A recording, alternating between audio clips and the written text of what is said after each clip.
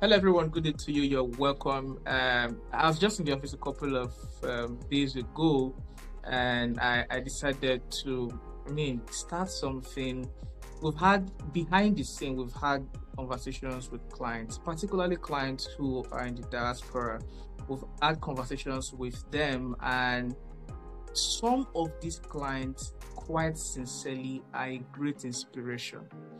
And we looked at a list of those who have patronized our business and those we are in touch with.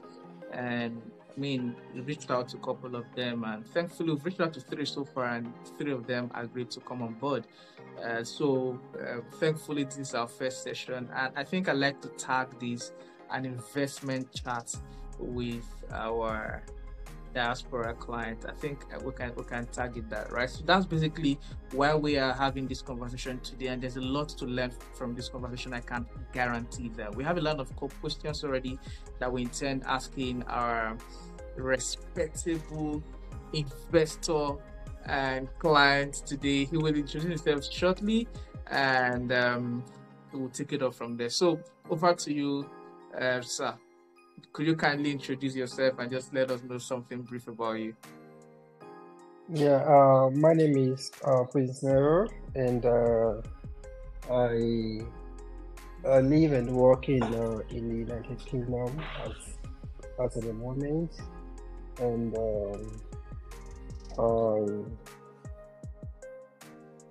yeah, that's what I do. I work in the United Kingdom, and I'm also, apart from being like a salary earner, as I would put it, I'm also an investor, and I've had some few years of experience investing, and I think that I would say is my first line of achievement. So aside being a salary earner.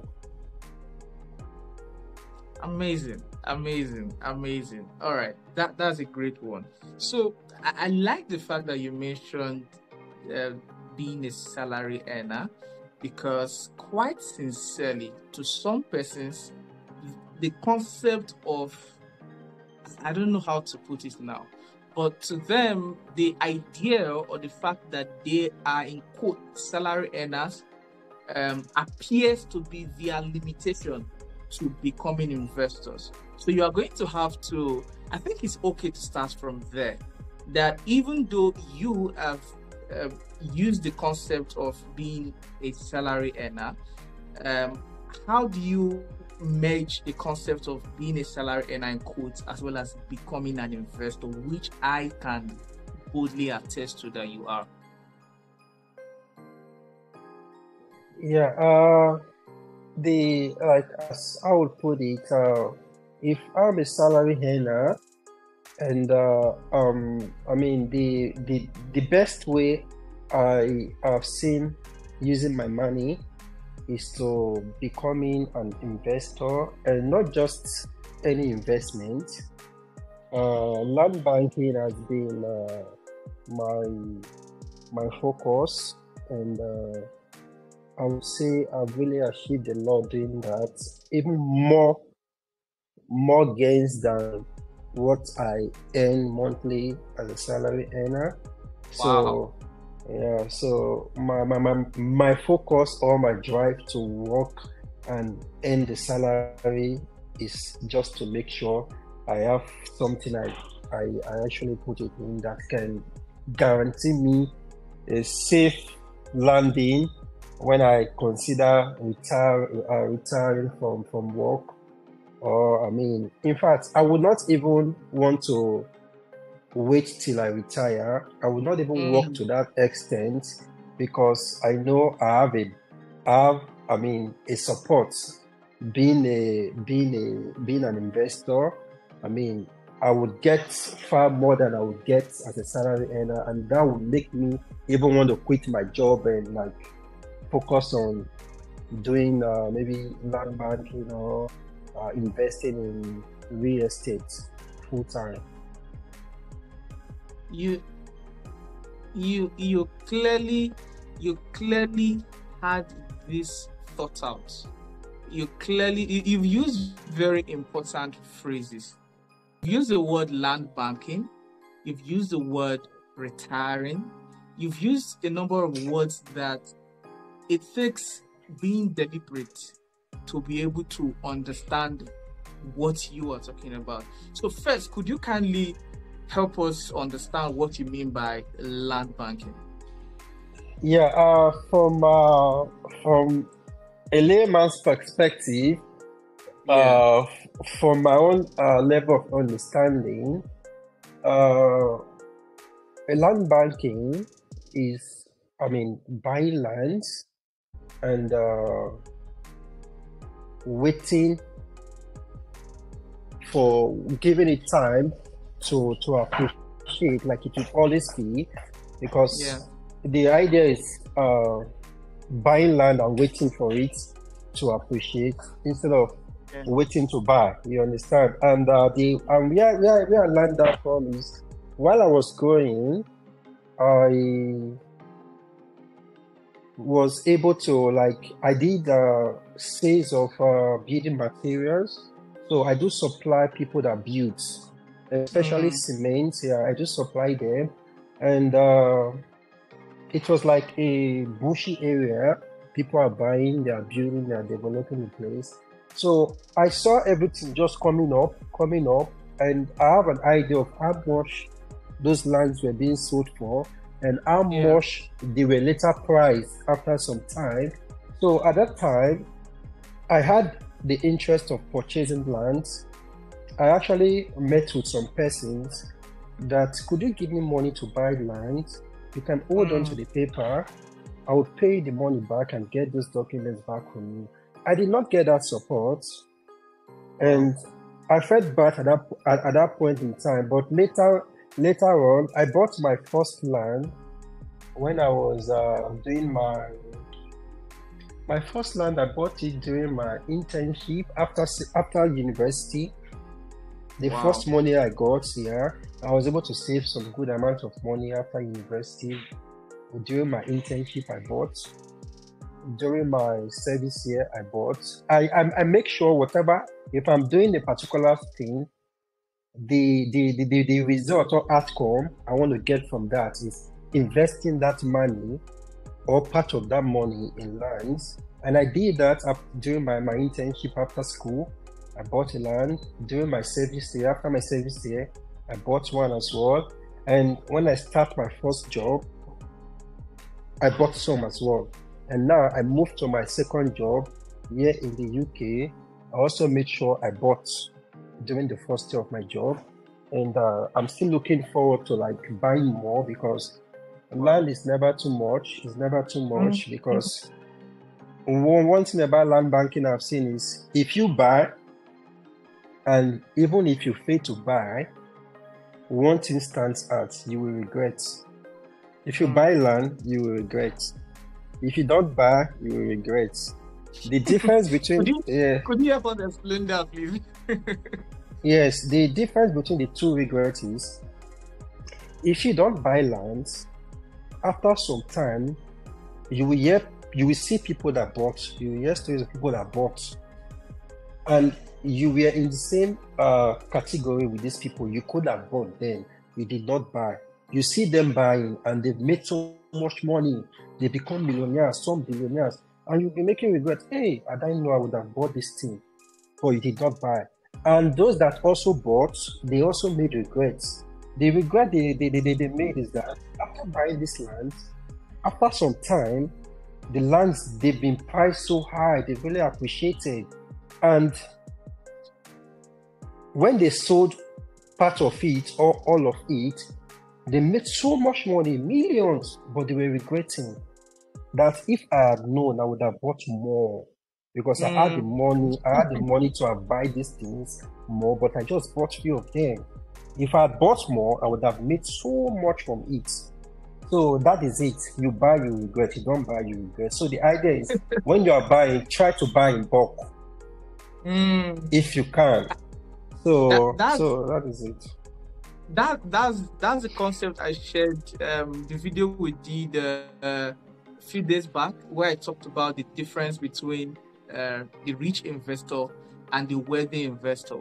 And I said that the rich investor basically buys one place, another one plot, three plots, one plot like that in different locations. Why the wealthy investor basically, when he sees the land, he buys in multiple locations and he buys in large sizes. He buys them as big as he can. And sincerely, so in other words, you are now developing a concept that there are two types of regrets in the real estate sector. Either you have positive regrets as to Yes. that you would have bought more, or you have a Yeah, negative regret that's the truth. as to not buying at all. Exactly. This is a huge confirmation of the fact that indeed people who have chosen to come on live here are people who are inspirational, and this is already very inspirational already. I personally have regrets as to why the first land I got was in Benin, second one was in Lagos. And sincerely, the price of those lands now. Okay, the third one again was in Benin. I have two now in Benin. The first one I had sold it. The second one is still there. That of Lagos is still there. And 6 months after buying those properties, I'm like, I wish I had bought more. They are still Exactly. there, not sold, but I sincerely do wish I had bought more. And that is a huge confirmation of what you just said. So, I mean, we've not actually asked the question that I have listed here, Okay. because of the inspirational thoughts that you have dropped for us. We just have to follow it bumper to bumper like that. So, second question I have here is, okay, I think you've sort of touched that. How has investing been for you? And then I think that has you've touched that. So the next one would be, what was your first investment experience? I think you've also touched that. And the next one attached to that is, have you had any bad experiences investing in real estate in Nigeria? And what are the lessons? Now, people, there are always bad experiences investing in real estate. That is a fact, right? But where most people miss it, and I also think some diasporans miss it, is that, in fact, as a lawyer, I've had to be involved in cases, right, where issues as to how investment turned out bad and all of that. But the truth about it is, if you're going to have to focus on the bad experiences and decide based on that or those experiences not to invest again, then that becomes a huge problem. That becomes a problem because you will never invest again, and the benefits of investing will never come your way. So the question is, have you had any bad experience investing in real estate, or anyone close to you that could have been a reason why you would not have done any investment anymore? Yeah, I've had a couple of bad experience uh, in investing, and one of them was actually, that was like, it was the, is it first or second land I bought, and that was in Delta State, Warri. The regret is that I bought the property from someone who wasn't reliable. The property was actually real. It was genuine, but the person I bought it, the person that served as the agent and the person that owns the property, they were both not reliable. The thing was that they were both not genuine, because after finishing the transaction, something happened along the line. After like some years, maybe 1 or 2 years after I bought the property appreciated so much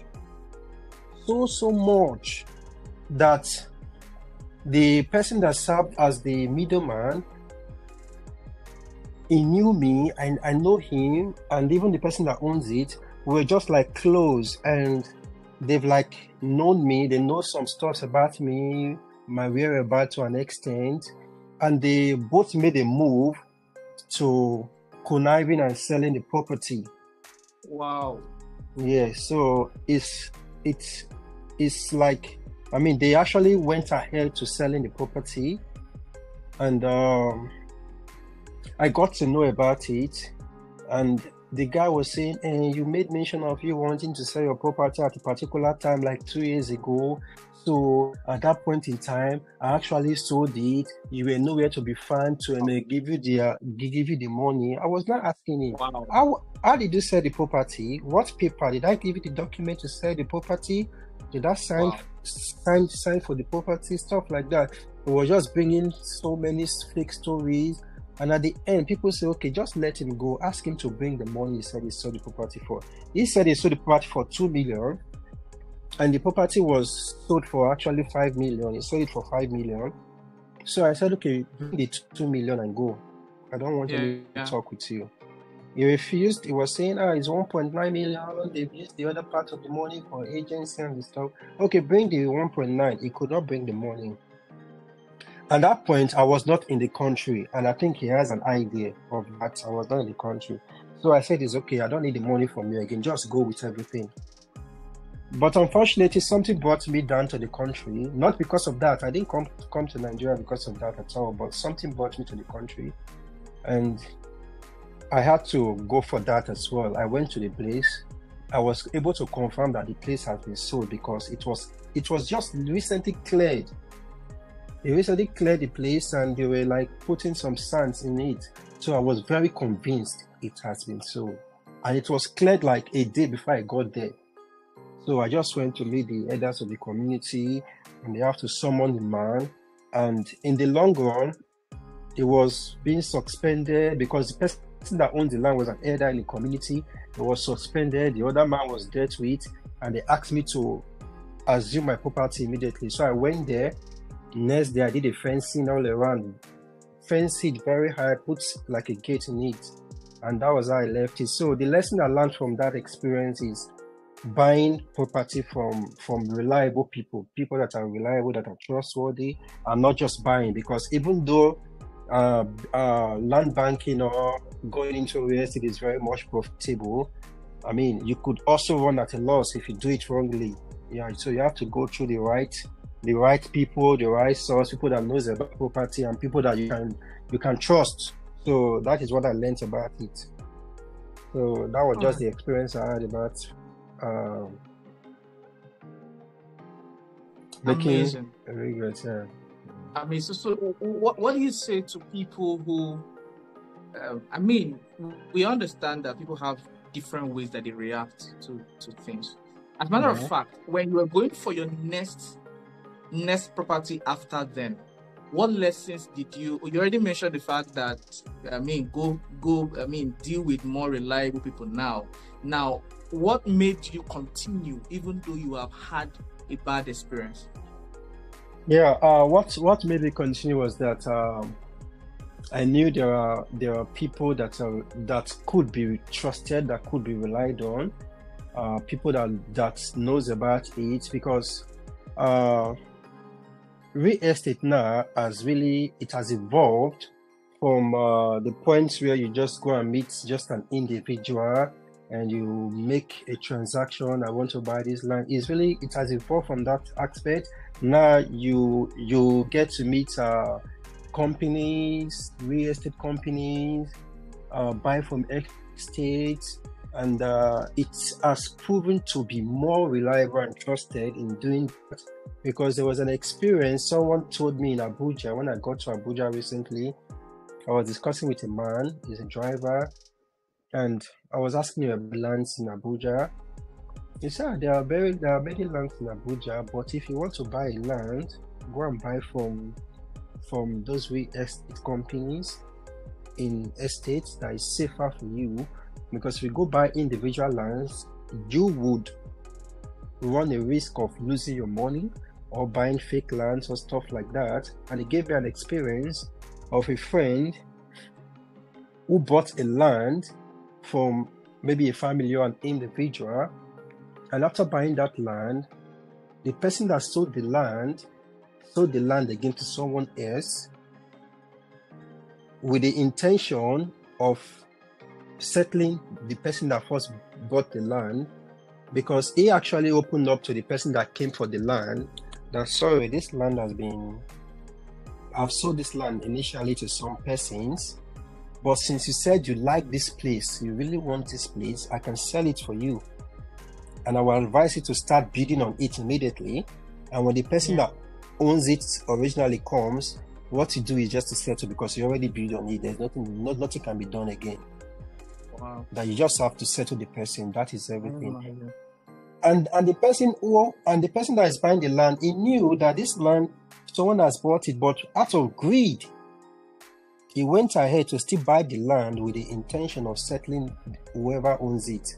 And that was actually what happened. The person who owns the land came, and before you know, they do this, they went to coach George, and before you know, they just to settle. He was already prepared to settle because he likes the place, and he went to that extra length of taking what belongs to someone else because he wants it. So those are the risks. I mean, that one could really face in dealing with just an individual, an entity, someone that has no history in the business. You understand? So that is really a risk I learned from investing in lands. So I've actually gone past that stage of like just meeting an individual you don't even know, someone that lives in one place that is not really into the stuff. He just wants to sell and make money. So it wasn't a good idea, and it has not really been a good one doing that. Okay, you've really sincerely been really inspirational, very, very inspirational. I think a couple of questions have come to my mind that I really would like for you to have your thoughts on, if you don't mind. So first is, what do you think is the advantage of people who live abroad, diasporans? What do you think is their advantage as it relates to investing in Nigeria? I have thoughts in that regard, but I like if there is, or if I'm correct, for possibly a diasporan to share those thoughts as well, so that maybe other diasporans can learn. Yeah, the advantage there is that I think is number one, I would say is actually easier. It's easier in terms of you can like say, okay, I just want to set a goal, use my 1 month's earnings or wages, whatever, to acquire land, or 2 months, because now we're talking about exchange currency conversion. In that aspect, I would say it's easier, and it's easier, so it's something that you can easily do. And another advantage there is that it's something that helps to keep your money. It helps to retain the value of your money and even add profit to it, because there's inflation everywhere in the world, no matter where you are. Absolutely. Both in the US, the UK, wherever you are, there's inflation. So because some persons are just contented having that money in the bank account, seeing that money grow every time, but they do not realize that the value of that money is dropping. Yeah, purchasing value is dropping, but in terms of the amount may remain the same, but the purchasing value, yes, the figure remains the same, but the purchasing value is dropping. For advantage of investing sorry to cut you short, sir. Most persons only have that understanding, or most persons think that issue, they only affect Naira as a currency. So are you saying that it is also the same issue or the same experience with the dollar, the pound?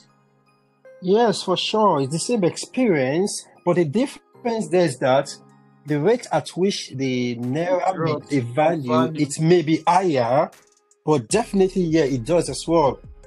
Here in the UK, what you can afford would say £5 as of last year. You cannot do that now, as present as we speak. Inflation has come in, yes, it has set in. Accommodation, transportation, food, everything, they've gone up. So the money the money you would use to buy something last year, you can never use that same money to buy same thing this year. There is inflation already. So if you are keeping your money and you derive that pleasure from seeing it in just seeing those figures in your bank, I mean, definitely you are losing without you knowing. So land banking is a way of retaining, not only retaining the value of your money, but even adding to the value of the money as years passes by. So that's an advantage. And again, and it's easier to even invest in properties in Nigeria than here abroad.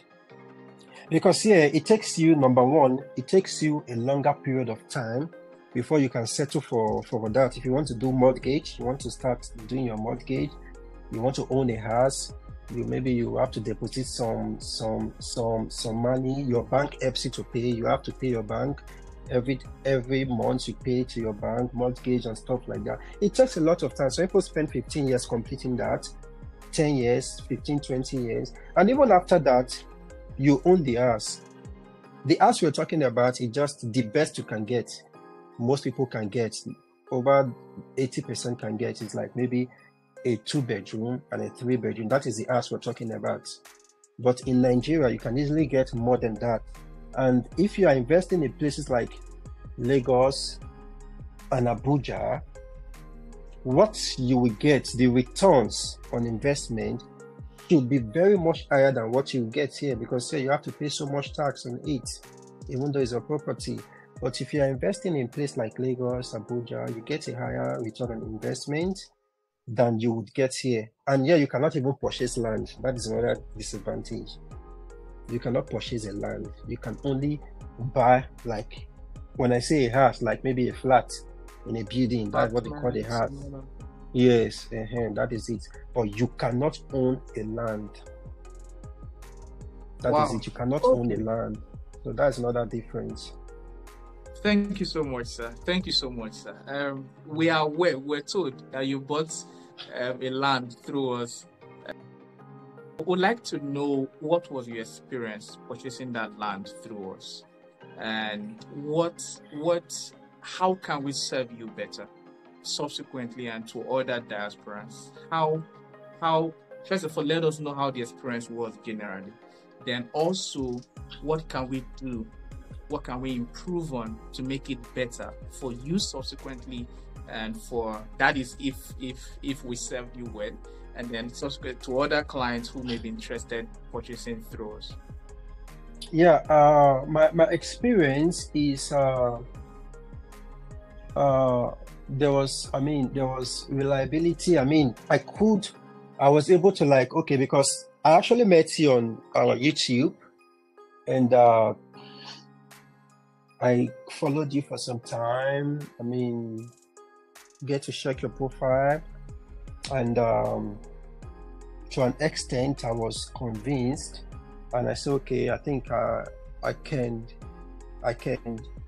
do a business with this man. I see some element of reliability and trust in you. And what actually buttressed that was the fact that you also associated with someone I know and respect as well, Stephen Akintayo. Yeah, he's someone I actually know for many years, and he's someone that is trusted as well. You do business with them, you are relaxed. You understand? So I tried it, and I was very, very relaxed, comfortable. There's no fear of, like, you are paying your money to a fraudster or somebody who does not know about. And even there's an advantage. I saw the advantage I saw with doing business with you.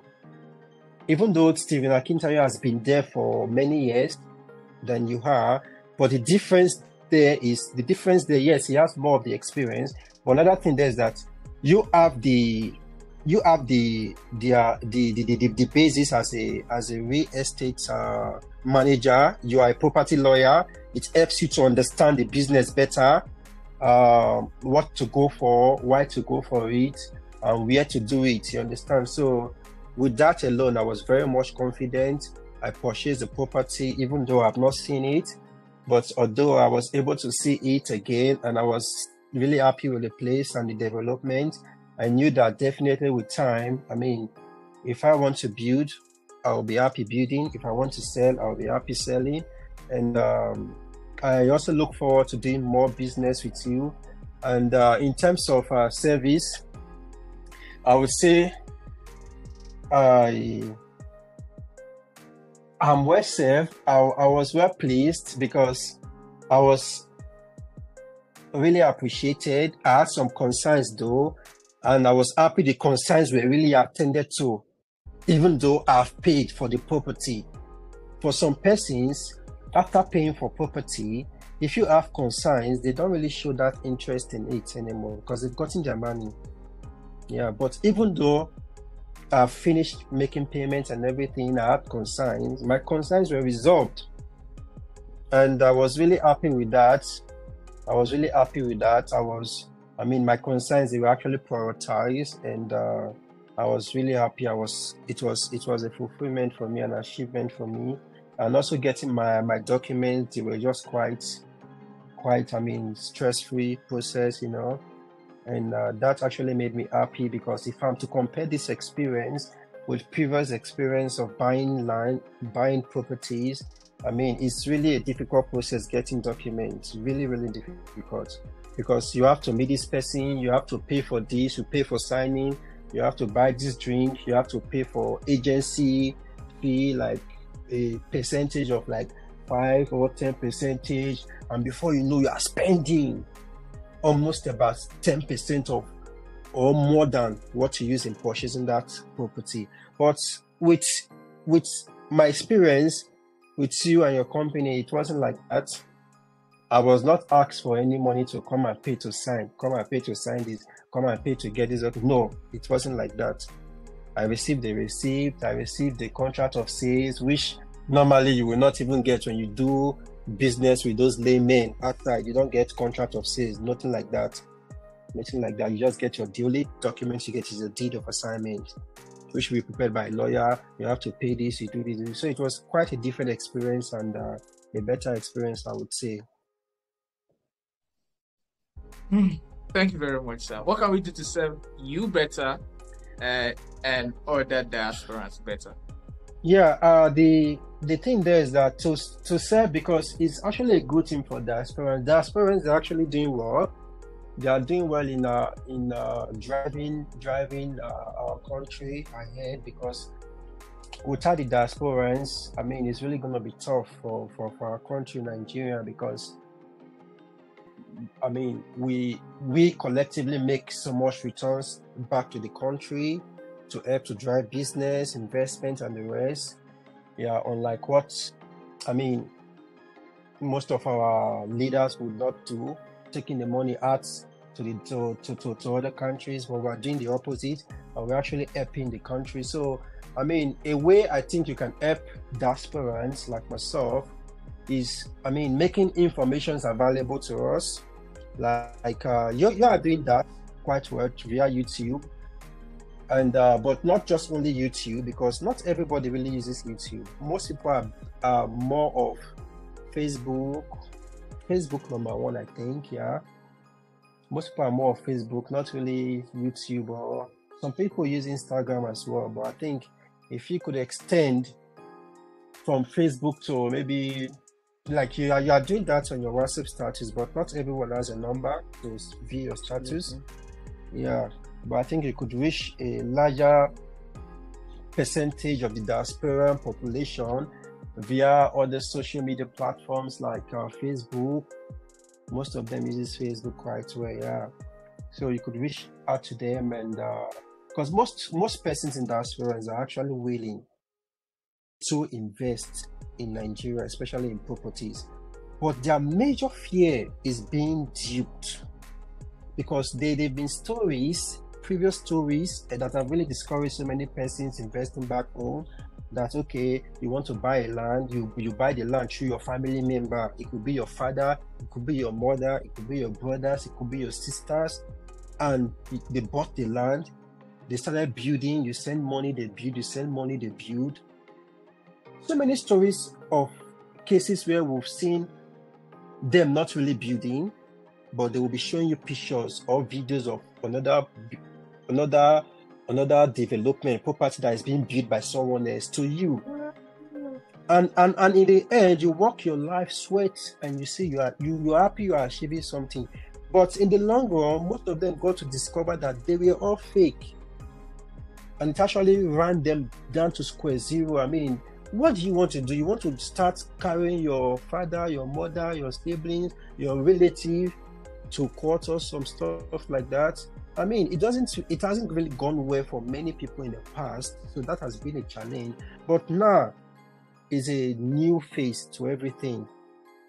Dealing with people that are not directly related to you, people you can trust, people that can not only buy for you, but can also build for you if you want. Because I've watched some of the videos where you're able to, follow up a project that was being built, that your company is bidding for a Diaspora. And it was quite really encouraging. When I saw that, I said, wow, this is really good, because most persons, because of the fear of being used, you can bring 20 million to someone to build or buy and build for you. The person uses 8 million for you and 12 million for themselves. They build two as this consecutive. The ones that will do it for you, they will do it consecutively. While they are building theirs, they are building yours. And theirs will move faster than yours. They use inferior materials and other stuff. So those are the disadvantages. I've discovered so many diasporans. But many of them will be so glad to see such an opportunity where they can invest their money and the money would be used accordingly for them. Most of them will be happy to actually key into that. But just that, the information the message has to be spread. The gospel has to be pushed down to wherever they are. And I think one of the possible ways that can be done is social medias like Facebook. Facebook is a good medium. Facebook, Instagram, some people are on Instagram as well, and YouTube, but not everyone really goes to YouTube. So that's just it, yeah. Wow, it's been an awesome experience having this conversation with you. It's actually beyond what I expected. It went over and beyond. As a matter of fact, I personally have a lot of lessons I've had to learn from this conversation, and we are sincerely grateful for having the time to have this conversation with us. This is our prayer and hope that as we grow in the business, we know one thing we are sure. One thing I personally pray for is the fact that my client, those who have patronized us and those who prospects, that God will bless them. Whatever they do, God will bless it richly. Because I know when a billionaire hits your account, I know you are somebody that can push up to 500 million into investment. By God's grace. You understand? So we pray and really desire for God to bless every one of you wherever you are. And with that, everybody will, we all want to attain sustainable wealth, financial independence, and all of that. Yeah, and we know that real estate is a real deal. And with real estate, that is very possible. And I'm happy that we're on the right track. And sincerely, thank you so much. We appreciate you. And thank you for your time. Thank you for joining this show. We hope to have more conversations with you moving forward, because indeed, you are a public speaker, sir. Thank you, boss. Thank you, sir. as we grow, we would, begin to have tours in different cities abroad, where we can come physically and have conversations with Nigerians in diaspora. I particularly look forward to such occasions. So, thank you so much, Mr. Prince Nero. We are really grateful. Thank you so much. The pleasure is mine, sir. Yeah. Any final words to our people? Yeah, my final word is keep investing, because that is the only way you can actually sustain your future. Not only your future, but your generation, the future generation, your children. They will be proud of you to say, my dad did this. If not for my dad, where would we have been? Daddy were the pamper. Yes, because a time will come, just as it is in New York City, where I was able to visit some time ago, there will be no lands to buy again. The issue of come and buy land, there will be no gospel of come and buy land again.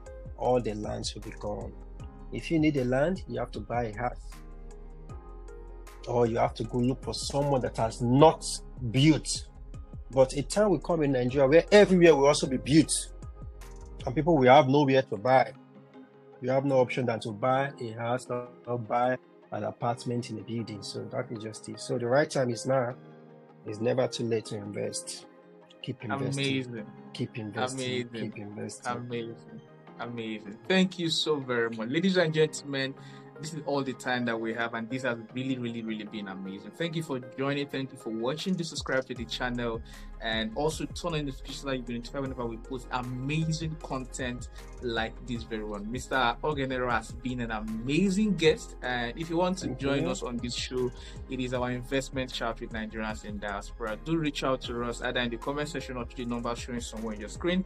I will be happy to bring you on board to have a conversation. Even though you have not done any real estate transaction with us, we are happy to hear your thoughts as a diasporan as it relates to real estate investments in Nigeria. So do stay in touch, and we look forward to the next episode on this show. Ladies and gentlemen, again, my name is Raymond D. Joman. I'm a real estate entrepreneur as well as a property lawyer here in Nigeria. Bye for now.